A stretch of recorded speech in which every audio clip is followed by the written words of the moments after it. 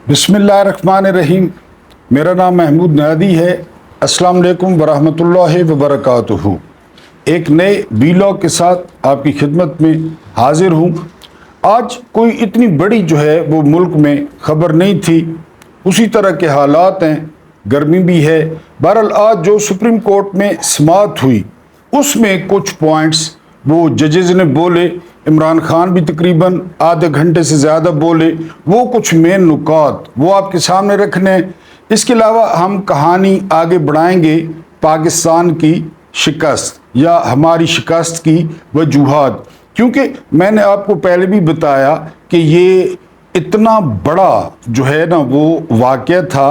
यानी जिस तरह एक दौर में सुकूत बगदाद हुआ, हलाकू खान ने आप जानते हैं कि क्या किया बगदाद में। इसके अलावा एक दफ़ा सुकूत गरनाता हुआ अंदलुस, वहाँ पे मुसलमानों को निकाला गया और उसके बाद यानी जो इतनी बड़ी तादाद में सरेंडर हुआ बांग्लादेश में, यानी साबका मशरकी पाकिस्तान में। तो मैंने आपको पहले भी कहा है कि माजी एक ऐसी किताब है जिसे पढ़कर आप अपनी गलतियां सुधार सकते हैं। यानी गलती करना वो कोई बहुत बड़ा जुर्म नहीं है या बहुत बड़ी बात नहीं है। गलती करना वो इंसान होने का सबूत है, इंसान होने की दलील है। जब आप गलती करते हैं तो इसका मतलब है कि आप इंसान हैं। लेकिन कौमें और फर्द गलती करने से तबाह नहीं होती, गलती पर इसरार करने से तबाह होती हैं। यानी आप मुल्क के हालात देख लें। आज इमरान खान ने क्या कहा सुप्रीम कोर्ट में? आज इमरान खान ने सुप्रीम कोर्ट में कहा कि मुल्क में गैर एलानिया वो मार्शल लॉ है। इसके अलावा इमरान खान ने कहा कि वहाँ पे एक कर्नल साहब हैं जो सारा कुछ फिक्स करते हैं, जिस पे जस्टिस मीनुद्दीन खान ने कहा कि आप साहब न कहें, कर्नल को कर्नल ही रहने दें। तो यानी वो ये हम इसलिए डिस्कस करते हैं और ख़ासकर नौजवान नस्ल के लिए कि इसका ज़िम्मेदार कौन था। असल में जो पावर डायनेमिक्स होते हैं ना, या जो पावर का स्ट्रक्चर होता है, मैं थोड़ा सा आपके सामने वजाहत कर दूं, फिर वीलॉग की तरफ आते हैं कि जो फ़ौज होती है वो किसी भी रियासत का हथियार होती है, वो आला होती है, इंस्ट्रूमेंट। रियासत ज़रूरत पड़ने पर उस इंस्ट्रूमेंट को इस्तेमाल करती है। यानी आप देखते हैं खुदा न खास्ता जब भी हमारे मुल्क में ज़ल्ज़ला आता है, जब भी खुदा न खास्ता सैलाब आता है, तो आप देखते होंगे कि फ़ौज वो सबसे आगे है। वो क्यों आगे है? उसकी वजह यह है कि फ़ौज ट्रेंड होती है, प्रोफेशनल होती है, और तीसरी बात यह कि फ़ौज हथियार है रियासत का।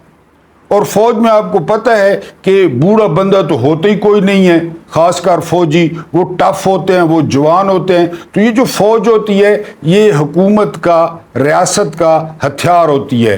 हुकूमत जब चाहती है उस हथियार को इस्तेमाल करती है। 1971 के डायनेमिक्स को समझने की कोशिश करें। मैं आपको वाक़या सुनाऊंगा फरवरी का। फरवरी में क्या हुआ कि इंडियन जेट्स ने वो हमारी हदूद की खिलाफ वर्जी की, यानी फ़िज़ाई हदूद की, और बालाकोट में उन्होंने अपना पेलोड फेंका और वो वहाँ से भाग गए, जिसमें कौवा मारा गया और 2-3 दरख्त।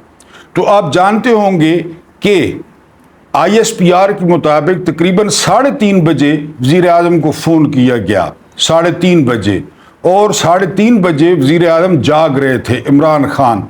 उनको सारी बात बताई गई। जब उनको बताई गई तो इमरान खान ने कहा कि सुबह नुकसानात का जायज़ा लें, लेकिन बदला हर हाल में लेना है, रिटेलिएट करना है लाजमी। उन्होंने तकरीर में कहा था हम रिटेलिएट का सोचेंगे नहीं, हम रिटेलिएट करेंगे। और DG/ISPR आसिफ गफूर साहब ने कहा कि वी विल सरप्राइज इंडिया। बहरहाल अगले दिन नुकसानात देखे गए और उसके बाद अब यहाँ पे आप फ़र्क देखें कि मिलिट्री ने फौरी तौर पे राब्ता किया वज़ीर आज़म से, और वज़ीर आज़म ने उनको अगला लाए अमल दिया कि इस तरह करना है। मशरक़ी पाकिस्तान के बाद क्या हुआ? यानी जो फ़ौज थी उसका सरबराह भी वही शख्स था, और जो हुकूमत थी उसका सरबराह भी वही शख्स था। जो हम मार्शल लॉ को पिटते हैं, इन मार्शल लॉ ने जो है ना वो खोखला की है کہ انہوں نے جی یا تو وہاں پہ کوئی اور جرنیل ہوتا یا اسلام آباد میں حکومت کوئی اور ہوتی تو وہ ایک کمبینیشن ہوتا اور اس کے بعد وہ فیصلہ کرتے، لیکن یہاں پہ ادھر supreme commander Yahya Khan, commander in chief Yahya Khan, ادھر صدر پاکستان یحییٰ خان اور ان کا دربار۔ آپ فرق کو سمجھنے کی کوشش کریں، یعنی جو کچھ آرمی چیف نے کرنا تھا وہی صدر نے کرنا تھا، جو صدر نے کرنا تھا وہی آرمی چیف نے کرنا تھا، کیونکہ بندہ تو ایک تھا۔ پوری دنیا میں تو ایسا نہیں ہوتا، کیونکہ پوری دنیا میں جو فوج ہے یہ جو ہے وہ ہتھیار ہوتی ہے ریاست کا۔ دوسری طرف فیلڈ مارشل مانک شاہ کا انٹرویو موجود ہے جو اس وقت چیف تھے انڈیا کے، کہ ہمیں بالکل کلیئرٹی کے ساتھ وزیر اعظم اندرا گاندھی کی طرف سے پیغامات آ رہے تھے، ہدایات آ رہی تھی اور ہم سٹیپ بائی سٹیپ اس پہ عمل کر رہے تھے۔ یہی طریقہ کار ہے۔ یعنی اب امریکہ ہے، امریکہ کے پاس کتنی بڑی پاور ہے، فوج صدر کی مرضی کے بغیر ایک قدم نہیں اٹھا سکتی۔ فوج پہلے صدر سے رابطہ کرے گی یا صدر فوج سے رابطہ کرے گا کہ آپ کیا کرنا ہے، صدر ان کو گائیڈ لائن دے گا، صدر اجلاس بلائے گا اپنے مشیروں کا، پھر فوج کو گائیڈ لائن دے گا اور فوج اس پہ عمل کرے گی۔ یہی ہوتا ہے ساری دنیا میں۔ ہمارا پرابلم کیا تھا؟ ہمارا پرابلم یہ تھا کہ آرڈر دینے والا وہ بھی وہی شخص، آرڈر لینے والا وہ بھی وہی شخص، اس کو امپلیمنٹ کرانے والا وہی شخص، اور پھر جس طرح بادشاہت میں ہوتا ہے یحییٰ خان بادشاہ بنا ہوا تھا۔ بہرحال اس سٹوری پہ ہم اینڈ پہ آتے ہیں، پہلے کچھ سپریم کورٹ کا آپ کو حال بتا دیں، کیونکہ عمران خان نے جو نیب ترامیم ہے ان کو چیلنج کر رکھا ہے۔ آج عمران خان نے کہا کہ اگر یہ نیب ترمیم ہو جاتی ہیں تو مجھے سب سے زیادہ فائدہ ہوگا جو اس وقت جیل میں ہوں، لیکن میں اپنا فائدہ نہیں دیکھ رہا، میں فائدہ دیکھ رہا ہوں قوم کا، کیونکہ قوم کے اربوں ڈالرز اور اربوں روپے وہ ملک سے باہر جا رہے ہیں۔ اس کے جواب میں جسٹس مندوخیل نے کہا کہ خان صاحب آپ بات کریں، آپ اپنے قبیلے والوں یعنی سیاستدانوں کے ساتھ بات کریں، اور بڑی معنی خیز بات کی مندوخیل صاحب نے۔ وہ بات یہ تھی کہ پانی ناپاک ہو یا پاک، پہلے آگ بجھائی جاتی ہے، آپ پہلے آگ بجھائیں۔ یعنی وہ عمران خان کا موقف ہے نا کہ وہ نون لیگ اور پیپلز پارٹی اور MQM سے کسی صورت میں بات نہیں کریں گے، اور خاص کر 8 فروری کے بعد، کیونکہ وہ مینڈیٹ چور ہیں، انہوں نے مینڈیٹ چوری کیا ہے، ان کو ووٹ ہی نہیں ملے، ان کو اکثریت ہی نہیں ملی، اور وہ جعلی حکومت بنا کر بیٹھے ہیں۔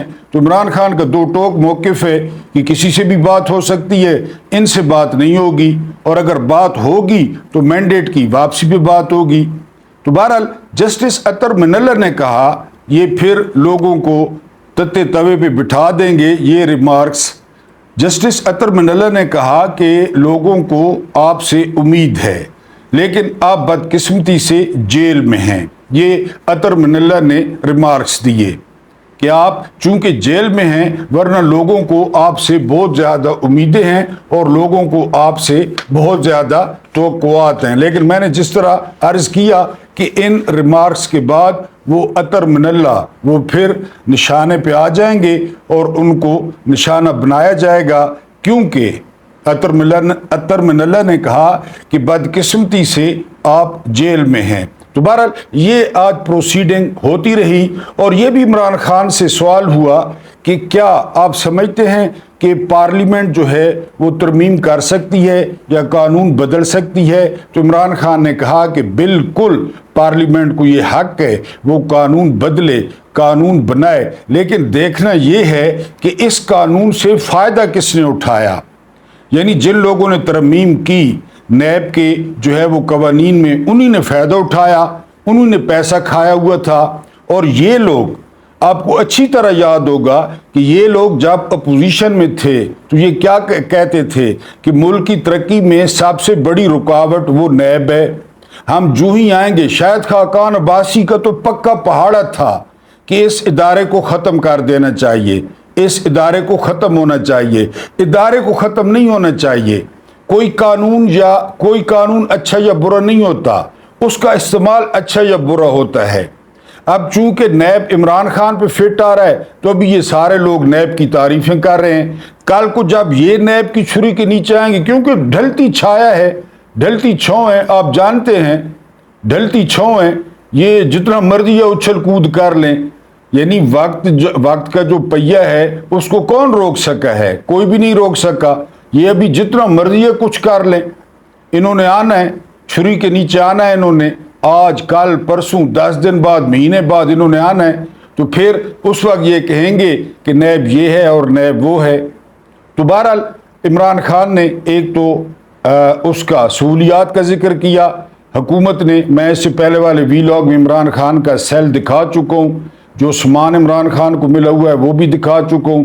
تو قائد صاحب نے کہا کہ ہم بندہ بھیج کر وہ سہولیات کا جائزہ لے سکتے ہیں اگر آپ کہیں۔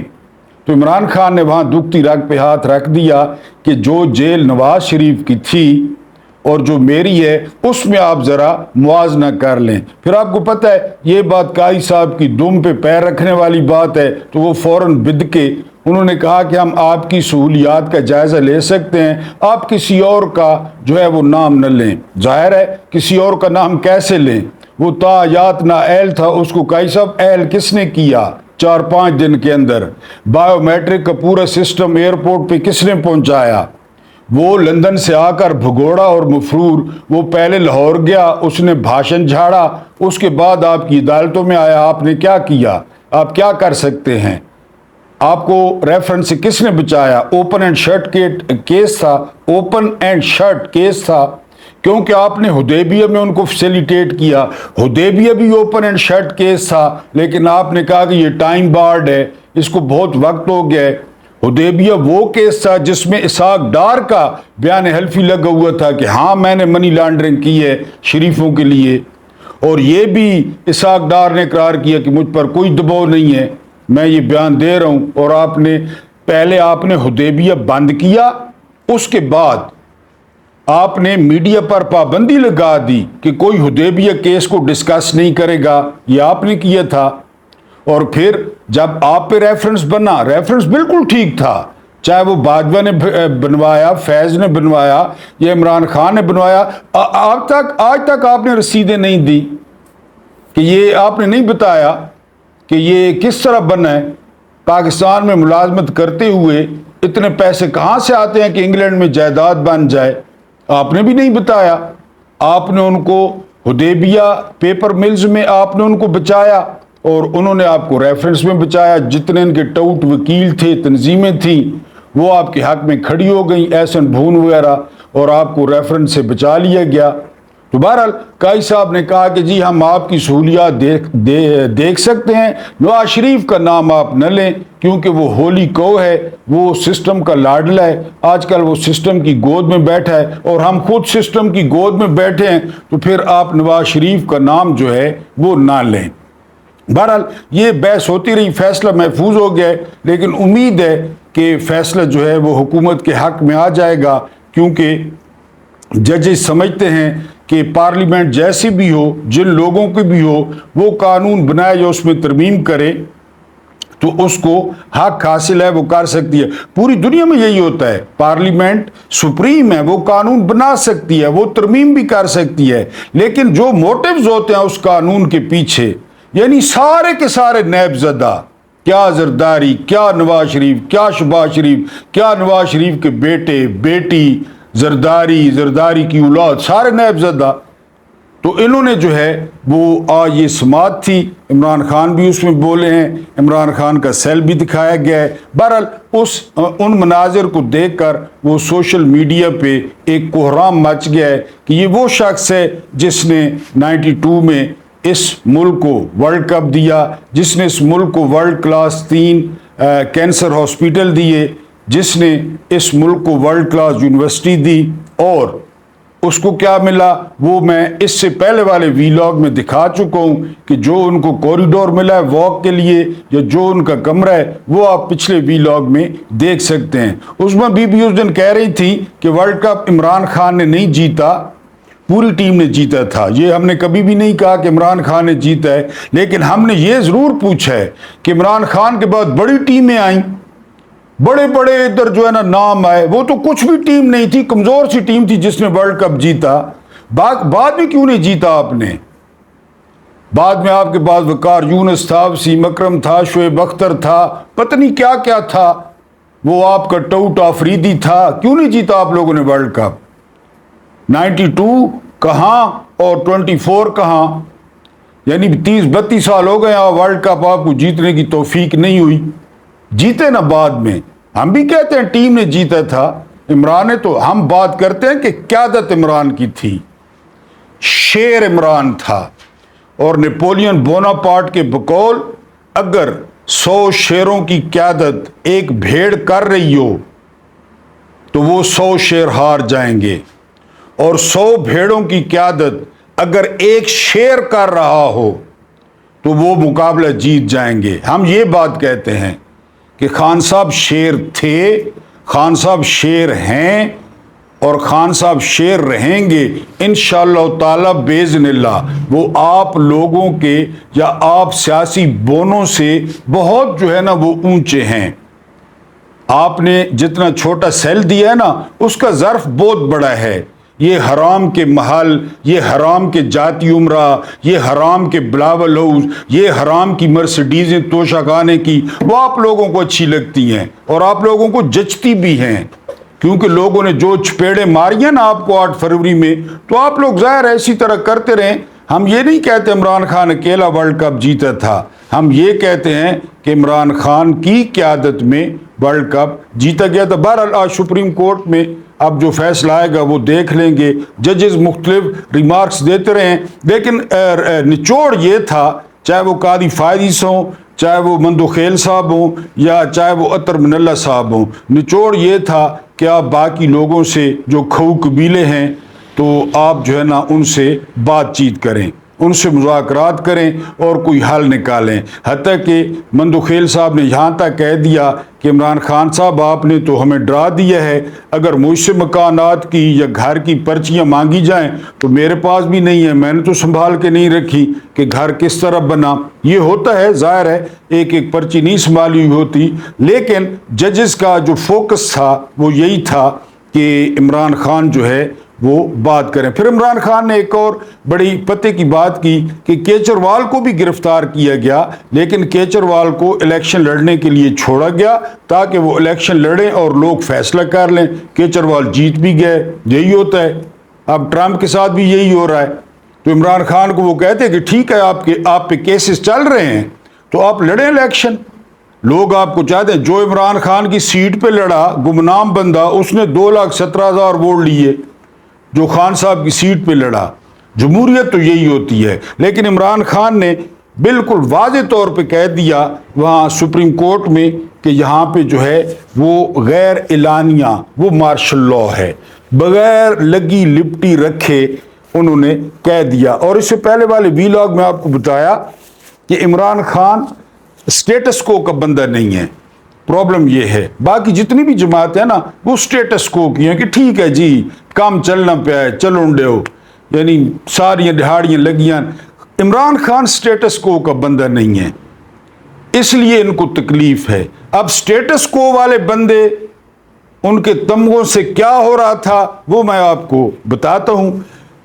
جو ہے نا پہلے والے ویلاگ میں بھی بتایا ہماری شکست کی کہانی، ذرا اس کو آگے بڑھاتے ہیں اور آپ سنیں کہ ایک اہم موضوع پہ اجلاس ہوا یحییٰ خان کی قیادت میں، اور اس اجلاس میں ڈسکس کیا ہوا یہ آپ نے غور کرنا ہے۔ یحییٰ خان نے انتخابات تو دیانتداری سے کرائے تھے، ہر کوئی کہتا ہے 1971 میں، لیکن ایوب خان اسے جس کرسی پر بٹھا گیا تھا اسے وہ نہیں چھوڑنا چاہتا تھا۔ یہی مسئلہ ہے، ایکسٹینشن قاضی فائز صاحب بھی اسی چکر میں ہیں۔ وہ ملک کی بادشاہی بھی نہیں چھوڑنا چاہتا تھا، مسلح افواج کی سپریم کمانڈ بھی نہیں چھوڑنا چاہتا تھا۔ بتائیں، اپنے انٹرو میں بتایا نا، نہ وہ صدارت چھوڑنا چاہتا تھا، نہ بادشاہی چھوڑنا چاہتا تھا، نہ کمانڈ چھوڑنا چاہتا تھا، اور وہ شراب اور بدکاری بھی نہیں چھوڑنا چاہتا تھا۔ وہ بھی ٹیڈ شیان زبردست، وہ بھی جاری رون۔ اس نے اپنے گرد ایسے جرنیلوں کا حصار کھینچ لیا تھا جو میدان جنگ کے نہیں حرم کے جرنیل تھے، حرم کے۔ وہ میرا سلطان میں حرم دیکھو گا آپ نے، رنگ برنگی عورت ڈکی پئی ہونی ہے، حورم سلطان، یہ سارا حرم ہوتا ہے۔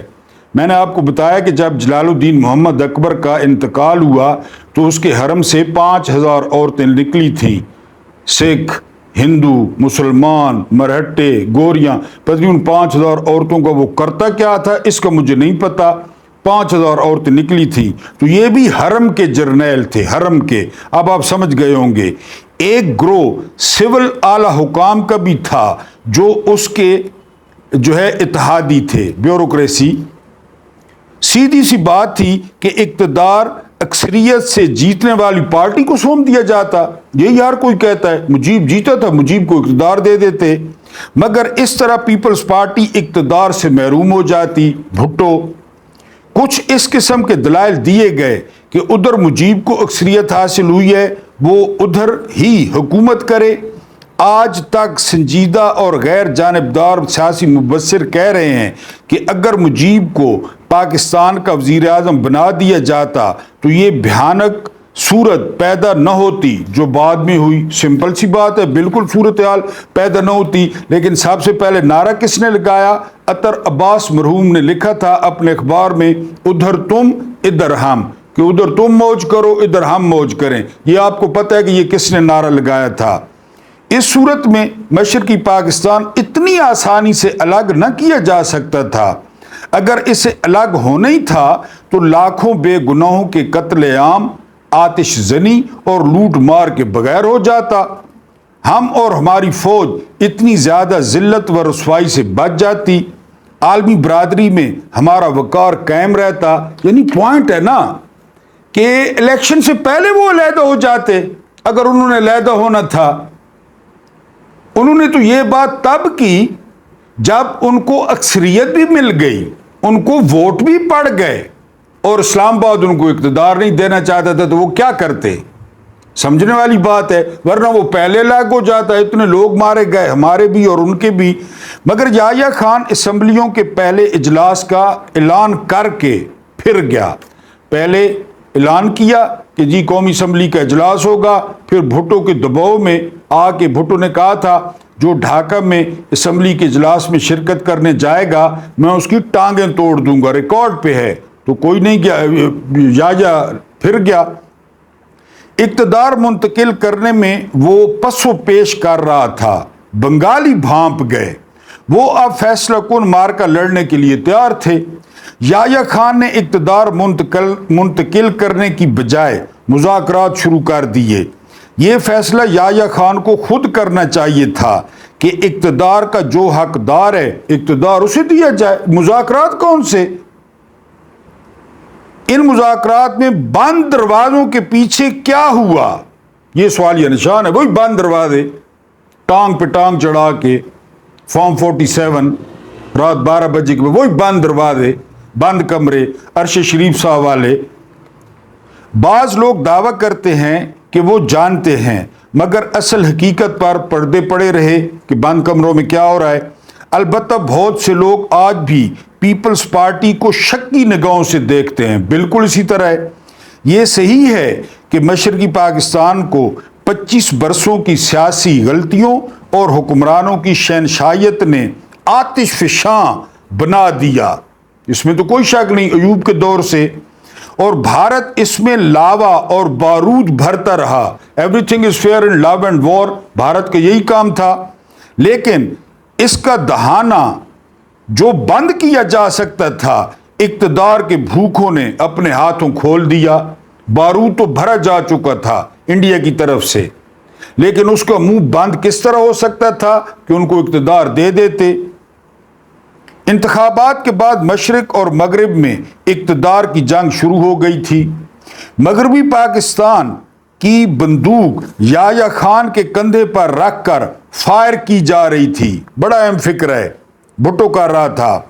یحییٰ خان کے کانوں میں یہ ڈالا جا رہا تھا کہ مجیب سارے ملک کا وزیر اعظم یا صدر بن گیا تو وہ مشرقی پاکستان کو مغربی پاکستان سے فوراً الگ کر دے گا۔ اگر اس نے ایسا نہ کیا تو کرنسی اور دفاع تو ضرور ہی الگ کر دے گا اور وہاں بھارت کا غلبہ ہو جائے گا۔ پرسیپشن، ویسے میں نے آپ کو بتایا نا کہ انہوں نے علیحدگی کی تقریر اگر چلانی تھی تو 71 تک انتظار کیوں کیا، 47 سے لے کر 71 تک، اور جو جہان کا سرکس تھا وہ 47 سے 71 تک لگا رہا۔ وزیر اعظم آ رہا ہے، وزیر اعظم جا رہا ہے، صدر جا رہا ہے، صدر آ رہا ہے، یہ تماشا وہ دیکھتے رہے۔ اس وقت انہوں نے تحریک نہیں چلائی۔ اقتدار کے لیے ایک اور میدان جنگ بھی تھا جس میں مغربی پاکستان کے ہارے ہوئے لیڈر کیل کانٹے سے لیس ہو کر اتر آئے تھے۔ تمام ہاری ہوئی پارٹیوں کے لیڈر ایڑی چوٹی کا زور لگا رہے تھے کہ اقتدار بھٹو کو نہ ملے۔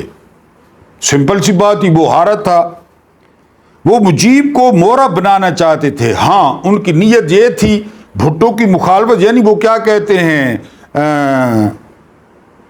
حب علی نہیں بغض معاویہ، یعنی وہ چاہتے تھے کہ بھٹو کائیاں ہے، ہوشیار ہے، مجیب کو وہ مورا بنا رہے تھے۔ کیوں بنا رہے تھے؟ وہ مجیب کو مورا بنانا چاہتے تھے۔ ان میں سے ہر ایک بڑا لیڈر چوری چھپے مجیب کے پاس گیا اور اپنی وفاداری پیش کی، اس کے پاؤں میں بیٹھے، اسے شہد دی اور یحییٰ خان کو مجبور کرنے کے لیے اسے تشدد پر اکسایا۔ اس وفاداری کے عوض وہ وزارتوں کے لیے سودا کر رہے تھے۔ وہی بات، یہ رانا سنولا کتنا بھونک رہا تھا وزارت ملنے سے پہلے، اسٹیبلشمنٹ، وہ اسٹیبلشمنٹ، یہ ہم 2 ہفتے بعد یہ کریں گے، نواز شریف نیا بیانیہ دیں گے، اور جو ہی وزارت ملی وہ ایڈا ہڈا، منہ میں ٹھونسا ہڈی، وہ چپ ہے، بس اب موجیں کر رہا ہے۔ سرکاری گاڑی، سرکاری گھر، سرکاری اے سی، سرکاری پیٹرول، سرکاری ٹیلی فون، یہ وجوں جو مردے نکالتے ہیں، یہ وہ لوگ ہیں۔ جو ہی وزارت ملی وہ کہتے کون سی اسٹیبلشمنٹ اور کیسی اسٹیبلشمنٹ، اور کون سا نواز شریف، چاہت فتح علی خان، اور کون سا نیا بیانیہ، اور کون سا اینٹی اسٹیبلشمنٹ، بس رانا سنولا موجے چے، اس کو وزارت مل گئی ہے، بس ختم سارا۔ یہاں بھی یہی ہو رہا تھا کہ ہمیں مجیب وزارتیں دے گا، بھٹو کی پارٹی بڑی ہے اور یہاں مغربی پاکستان میں وہ تو اپنے بندے ایڈجسٹ کرے گا، مجیب ہمیں وزارتیں دے گا۔ یہ جو لوگ سودا کر رہے تھے وہ سارے قبرانچ پائن اور حساب دے رہے ہو سن۔ بھٹو کو وہ اپوزیشن میں بٹھانا چاہتے تھے۔ بھٹو بچہ نہیں تھا، ادھر بھٹو تھا، ظاہر ہے وہ انتخابات میں حاصل کی ہوئی فتح سے پورا فائدہ اٹھانا چاہتا تھا۔ اس نے شکست خوردہ لیڈروں کے خلاف محاذ بنا لیا۔ چنانچہ یہ در پردہ مارکا لڑنے والوں نے سوچا تک نہیں کہ یہ سیاسی خانہ جنگی ہے اور بھارت ہمیں اسی طرح دست و گریباں دیکھنا چاہتا ہے۔ یہ کسی نے نہیں سوچا، وزارتیں، یہ تو ہم خانہ جنگی کر رہے ہیں۔ اس صورتحال سے اس نے خوب فائدہ اٹھایا اور بنگالی طلباء کو ٹائم بم بنا دیا۔ ہمارے ہارے ہوئے لیڈروں نے بھی اور جیتے ہوئے لیڈروں نے بھی نتائج سے بے خبر اقتدار کی جنگ جاری رکھی۔ انہوں نے مجیب اور بھارت کے عزائم کو نظر انداز کر دیا۔ اگر یہ لوگ محب وطن ہوتے تو لڑائی جھگڑے کی صورت ہی پیدا نہ ہوتی، متحد ہو جاتے اور مجیب کو اقتدار کی کرسی پر بیٹھ جانے دیتے کہ ٹھیک ہے۔ آبادی اور رقبے کے لحاظ سے عوامی لیگ نے پیپلز پارٹی سے کہیں زیادہ کامیابی حاصل کی تھی، مگر اس وقت یہ جواز پیش کیا گیا کہ مجیب تو مشرقی پاکستان میں کامیاب ہوا ہے، ہم مغربی پاکستان کی بات کر رہے ہیں۔ اس کا مطلب یہ تھا کہ مشرقی پاکستان تو الگ تھلگ خطہ ہے، یعنی مشرقی پاکستان کو الگ کر دیا گیا۔ یعنی اسی وقت یحییٰ خان کہاں کا نیک نیت آدمی تھا، یہ اب سنیں۔ وہ تو کرسی چھوڑنا ہی نہیں چاہتا تھا، کہتا تھا کہ اقتدار اسے دوں گا جو میرے نیچے بیٹھے گا۔ ہر بندہ بدنیت، ہر بندہ نی وسدے گھر بدنیتن دے، یہی معاملہ تھا۔ اس نے اسمبلی سیشن کا اعلان کر کے منسوخ کر دیا اور مشرقی پاکستان کا آتش فشاں پہاڑ پھٹ پڑا۔ یحییٰ خان کو اس کے بنائے ہوئے جرنیلوں اور مشیروں نے نرغ میں لے رکھا تھا۔ ان مشیروں نے یحییٰ خان کو مشرقی پاکستان کی صورتحال سے بالکل بے خبر رکھا۔ یحییٰ خان جیسے حکمران جو شراب اور عورت کے شوقین تھے، ملکی حالات سے بے خبر رہنے میں ہی خوش رہتے تھے۔ اسے یہ خوشی بہم پہنچائی جا رہی تھی۔ اس سوال کا جواب نہیں دیا جا سکتا کہ یہ جرنیل اور مشیر کس کس ملک اور کون کون سی سیاسی پارٹی کے اعلی کار تھے۔ یہ اہم بات تھی۔ جو جرنیل اسے عورتیں مہیا کر رہے تھے، جو جرنیل اسے شرابیں پلا رہے تھے، یہ آج تک نہیں پتہ چلا کہ وہ جرنیل کس ملک کے پے رول پہ تھے۔ اگر ملک نہیں تو کس سیاسی جماعت کے مورد تھے۔ سیاسی جماعت نے انہیں انجیکٹ کیا تھا کہ جی اس کو، اور سب سے زیادہ جو شک ہے، جو انگلیاں ہیں، وہ one and only Zulfiqar Ali Bhutto کی طرف جاتی ہیں کہ ذوالفقار علی بھٹو اسے ہوش میں نہیں آنے دے رہا تھا جو کچھ ہو رہا تھا۔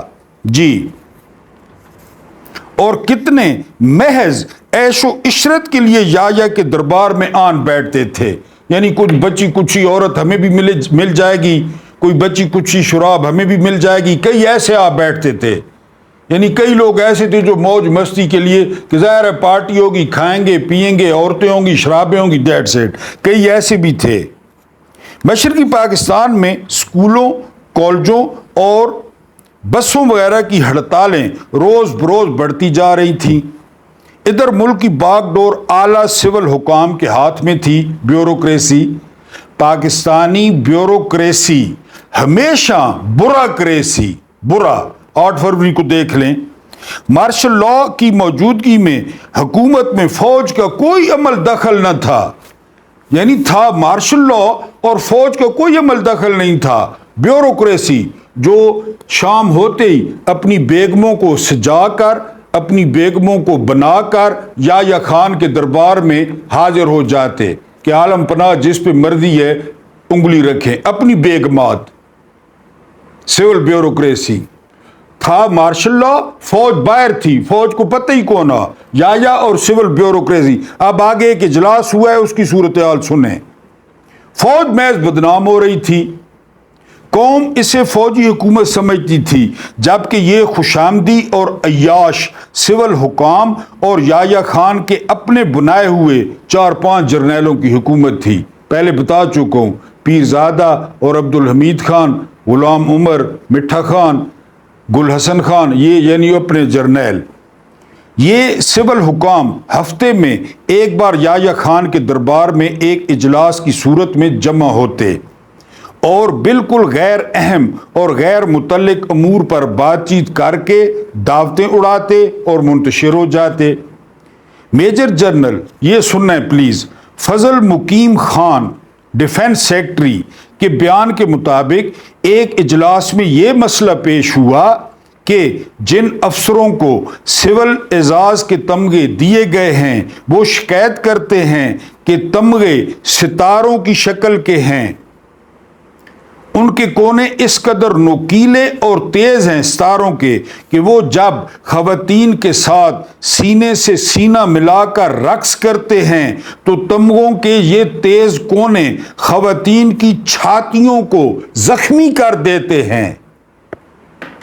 یحییٰ خان کی صدارت میں اجلاس ہو رہا ہے اور مسئلہ نمبر 1 پیش ہوا ہے۔ ڈیفنس سیکرٹری بتا رہا ہے کہ وہ جب ہم ڈانس کرتے ہیں نا، وہ ہاتھ میں ہاتھ ڈال کے اور ساتھ جڑ کے، تو وہ جو تمغے ہیں، وہ جو سٹارز ہیں، وہ میں آپ کو بتا چکا ہوں کیا کرتے ہیں۔ اور اس طرح کے بیہودہ مسائل پر تبادلہ خیال ہوتا، جبکہ مشرقی پاکستان میں صورت خانہ جنگی کی پیدا ہو رہی تھی اور بھارت دھڑا دھڑ اسلحہ پہنچا رہا تھا۔ ملٹری انٹیلیجنس کی رپورٹوں کو بھی غور سے نہیں پڑھا جاتا تھا۔ ایک بار یحییٰ خان سے یہ بھی کہا گیا کہ حکومتی حلقوں میں عورتوں کا عمل دخل اتنا زیادہ ہو گیا ہے کہ ان کے اثر و رسوخ سے اعلی حکام لوگوں میں زمینیں اور دولت بانٹ رہے ہیں۔ یعنی عورتیں جو کہتی، یعنی جو داشتائیں تھی نا، رکھیل تھی یحییٰ کی، بیوروکریسی ان سے رابطہ کرتی، وہ کچھ اپنا حصہ لے کے کہتے ہیں کہ جنرل رانی نے اتنا پیسہ بنایا، یعنی ان کو 10 لاکھ کا فائدہ دیا اس دور میں، اور اس میں سے 2 لاکھ 3 لاکھ اپنے رکھ لیے، باقی وہ بانٹ رہے تھے، وہ یعنی زمینیں اور عہدے بانٹ رہے تھے، اور یایا کے کہنے پہ نہیں، عورتوں کے کہنے پہ۔ عورتیں یایا سے اجازت لیتی، پروانہ لیتی اور آگے بانٹتی، جی بانٹ رہے تھے، مگر یحییٰ خان نے کوئی توجہ نہ دی۔ معلوم ہوا کہ یحییٰ خان پہلے سے ہی جانتا تھا کہ حکومت پاکستان بدکار عورتوں کے جال میں پھنس کے رہ گئی ہے۔ یحییٰ کو پہلے پتہ تھا۔ میں نے آپ کو بتایا نا کہ نیوز ویک نے ان دنوں رپورٹ دی تھی کہ پاکستان پر اس وقت 12 عورتیں حکومت کر رہی ہیں، 12 عورتیں، اور یہ 12 عورتیں وہ یحییٰ خان کے دربار کی وہ اہم سیٹوں پر تھیں، پورے پاکستان پہ 12، اور بد کردار بدکار عورتیں، بدکار، جی خبیث مرد خبیث عورتوں کے لیے اور خبیث عورتیں خبیث مردوں کے لیے بہت پہلے فیصلہ ہو چکا تھا، جی۔ اور پاکستان کے حکام الف لیلہ کے کردار بنتے جا رہے ہیں، مگر یحییٰ خان کی بادشاہی انہی عورتوں اور ان کے تماش بین افسروں کے دم سے قائم تھی، اس نے ہنس کر ٹال دیا۔